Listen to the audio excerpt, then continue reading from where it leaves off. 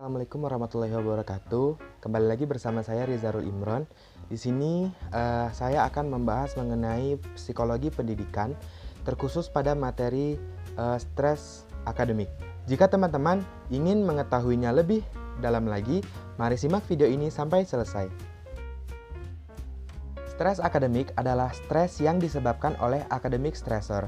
Academic stressor adalah stres yang dialami siswa yang bersumber dari proses pembelajaran atau hal-hal yang berhubungan dengan kegiatan belajar, seperti tekanan untuk naik kelas, lama belajar, mencontek, banyak tugas, mendapat nilai ulangan, keputusan, menentukan jurusan atau karir, serta kecemasan ujian dan manajemen stres. Faktor-faktor yang mempengaruhi stres akademik. Faktor yang pertama adalah faktor internal. Faktor internal yang pertama adalah kepribadian. Kepribadian seseorang siswa dapat menentukan tingkat toleransinya terhadap stres. Tingkat stres siswa yang optimis biasanya lebih kecil dibanding dengan siswa yang sifatnya pesimis. Yang kedua yaitu adalah keyakinan. Penyebab internal selanjutnya yang turut menentukan tingkat stres siswa adalah keyakinan atau pemikiran terhadap diri sendiri. Keyakinan yang terjadi pada diri sendiri memainkan peranan penting dalam menginterpretasikan situasi-situasi di sekitar individu. Penilaian yang diyakini siswa dapat merubah pola pikirnya terhadap sesuatu hal yang terjadi dalam hidupnya dalam jangka panjang ataupun membawa stres secara psikologis. Faktor-faktor yang mempengaruhi stres akademik dalam faktor eksternal. Faktor eksternal yang pertama adalah pelajaran lebih padat. Kurikulum dalam sistem pendidikan standarnya semakin ketat, waktu belajar bertambah, dan beban siswa semakin meningkat. Walaupun beberapa alasan tersebut penting bagi perkembangan pendidikan di dalam negara kita, tetapi tidak dapat menutup kemungkinan bahwa hal tersebut menjadikan tingkat stres yang dihadapi siswa meningkat. Nah, faktor eksternal yang kedua adalah tekanan untuk berprestasi tinggi. Para siswa sangat ditekan untuk mendapatkan prestasi yang tinggi, baik dalam ujian-ujian mereka ataupun hal lainnya. Tekanan ini terutama datang dari orang tua, keluarga, guru, tetangga, teman dekat, dan sebagainya. Faktor eksternal yang ketiga yaitu adalah dorongan status sosial. Pendidikan selalu menjadi simbol status sosial. Orang-orang dengan kualifikasi akademik yang tinggi akan dihormati masyarakat, dan yang tidak berpendidikan tinggi akan dipandang rendah. Siswa yang berhasil secara akademik sangat disukai, dikenal, dan dipuji oleh masyarakat. Sebaliknya, siswa yang tidak berprestasi di sekolah disebut lambat, malas, atau sulit dalam belajar. Mereka dianggap sebagai pembuat masalah, cenderung ditolak oleh guru, dimarahi oleh orang tua, dan diabaikan oleh teman-teman sebayanya. Nah, faktor eksternal yang keempat adalah orang tua saling berlomba. Pada kalangan orang tua yang lebih terdidik dan kaya informasi, persaingan untuk menghasilkan anak yang memiliki kemampuan dalam berbagai aspek juga lebih keras.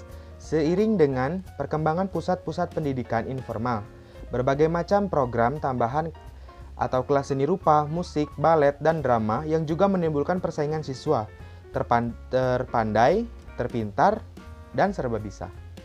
Gejala-gejala stres akademik.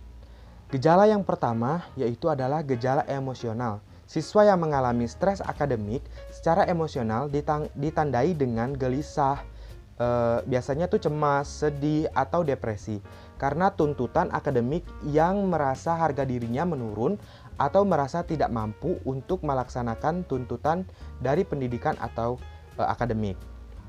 Nah, yang kedua yaitu adalah gejala fisik. Siswa yang mengalami stres akademik secara fisik ditandai dengan sakit kepala, pusing, tidur tidak nyenyak, tidur tidak teratur, susah tidur, sakit punggung, mencret, lelah, atau kehilangan energi untuk belajar.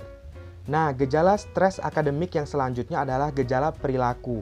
Gejala perilaku seperti dahi berkerut, dahi berkerut ya, tindakan agresif, suka marah-marah, kecenderungan untuk menyendiri, ceroboh, menyalahkan orang lain, melamun, gelak tawa gelisah, bernada tinggi biasanya ya, berjalan mondar-mandir, dan perilaku sosial yang berubah.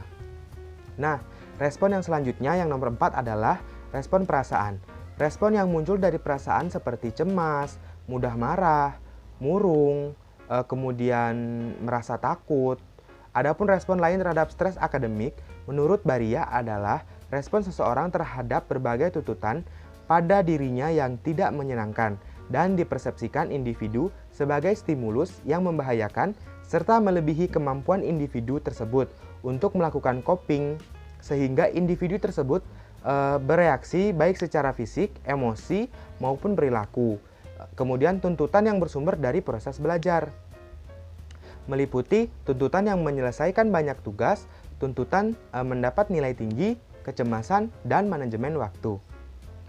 Nah, itu dia tadi materi stres akademik. Kita ketahui tadi yang pertama adalah pengertian stres akademik itu tersendiri, kemudian respon-respon, kemudian faktor-faktor dan gejala-gejala yang ditimbulkan akibat stres akademik. Betapa menyeramkan sekali ya stres akademik itu. Kemungkinan banyak terjadi pada siswa atau murid-murid di Indonesia. Nah, untuk teman-teman yang sudah menonton video ini sampai dengan selesai, saya ucapkan terima kasih banyak ya. Oke, sampai di situ video kita kali ini. Saya ucapkan terima kasih banyak dan sampai jumpa di lain kesempatan.